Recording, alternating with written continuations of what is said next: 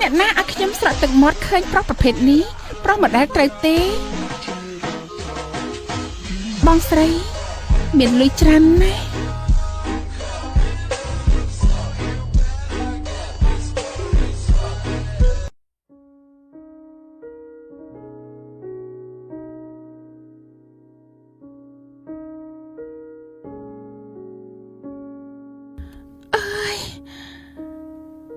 ប្រុសម្ដងនេះមិនក៏ខ្លាំងម្លេះណោះអេខ្ញុំដឹងថាលោកខ្លាំងប៉ុន្តែរឿងបែបនេះត្រូវចេះគ្រប់គ្រងអារម្មណ៍ស៊ីឆ្អាតជូតមាត់ស្អាតចង់រត់ទេតាមពិតបារម្ភខ្លាចមិនឲ្យលុយតាយ៉ាងម៉េចពេញចិត្តបងស្រីហើយយប់មិញពិតជាធ្វើបានល្អខ្ញុំឲ្យ1លានចាំមិនដែរខ្ញុំមានតម្លៃត្រឹមតែ1លានទេតិចពេកទេអញ្ចឹង10លានចាំមិននឹងប្រាចាលុយលើគេបែបនេះសោះណោះស្រស់ស្រាយ10លានចង់ចិញ្ចឹមខ្ញុំមួយជីវិតទេចិញ្ចឹមលោកអញ្ចឹងក៏បានខ្ញុំឲ្យ20លានធ្វើជាគូស្នេហ៍របស់ខ្ញុំទៅអូខេដូចមានអារម្មណ៍ថាខ្ញុំជាប់អន្ទាក់ទេប៉ុន្តែសង្ហាប៉ុណ្ណេះលើក្រែកខ្លាំងគួរតែមិនខាតទេ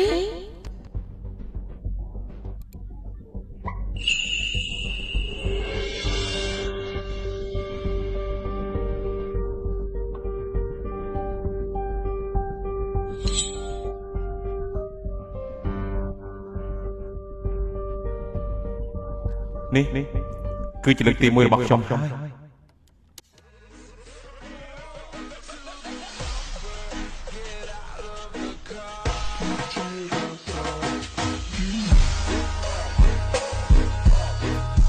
ម្ចាស់សត្វត្រី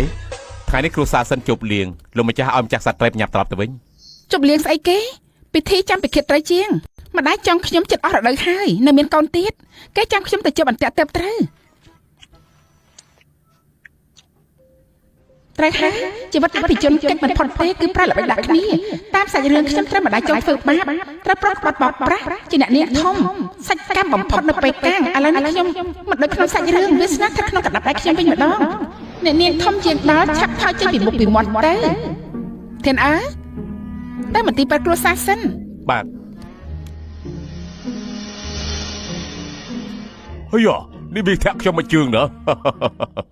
លោកអ៊ំសិននិយាយទៅអ៊ំចាស់នៅតែរឹងមាំដដែលអាយុប៉ុណ្ណឹងទៅហើយអាចធ្វើឲ្យអ៊ំស្រីមានផ្ទៃពោះទៀតចំណែកក្មេងសម័យក្រោយនេះខ្លះមិនមានកូនផងអាយ៉ាមានតែអ៊ំទេសុខភាពរឹងមាំជាងអាយ៉ាកូនម្នាក់នេះគឺជាឋានសួគ៌ផ្ដល់កដោឲ្យអ៊ំពេលដែលគេកើតមកខ្ញុំត្រូវតែចិញ្ចឹមបីបាច់គេឲ្យល្អបំផុតទើបបានសញ្ញានមិនទាន់មកវិញទេហ៎ម៉ា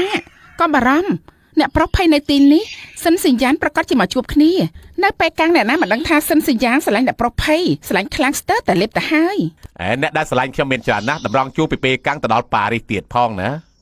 សិនសញ្ញានគឺជាមនុស្សល្ងងគ្មានចំណេះដឹងនៅក្នុងខ្លួនសូម្បីតែបន្តិចមួយថ្ងៃគិតតែបច្ច័យលុយឲ្យរត់តាមប្រុសខ្លាយជារឿងសម្រេចនៅក្នុងក្រុងពេលកាំងទៅហើយតើប្រុសណានៅស្រឡាញ់គេទៀតនោះ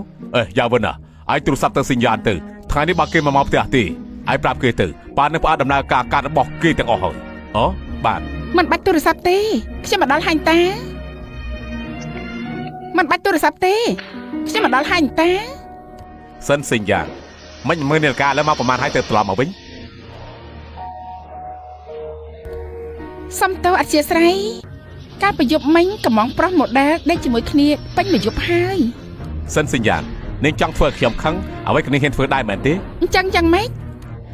បានហើយជប់កាយគ្នាគ្រប់គ្នាចាំឯកន្លះថ្ងៃហើយណាចាំខ្ញុំមិនបាច់ជាខ្ញុំមិនដឹងខ្លួនខ្ញុំមានតម្លៃយ៉ាងនេះនៅក្នុងគ្រួសារសិនជាយ៉ាងចង់បានន័យថាម៉េចឯងហូបចុកស្លៀកពាក់កុំតែបានលុយគ្រួសារសិនឯងគិតថាប៉ាផ្ដល់ឲ្យឯងមិនទាន់គ្រប់គ្រាន់ណាអូខ្ញុំដឹងហើយសិនសញ្ញានជាមនុស្សដែលមិនចេះស្កប់ស្កល់ទោះប៉ាល្អដាក់គេយ៉ាងណាក៏ដោយនៅតែអត់ប្រយោជន៍ដដែលទេ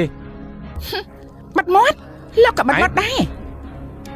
ដឹងទេកាលពីសម័យបុរាណវិញណាពួកឯងទាំងពីរចាត់ទុកជាកូនក្រៅខោក្នុងឋានៈឆ្កែខ្ពស់ជាងឯងសិនសញ្ញាននេះជាសម័យអីទៅហើយមិនបានជានិយាយថាកូនក្រៅខោក្នុងខោនិយាយបែបនេះគួរចង់សាយទៅវិញទេ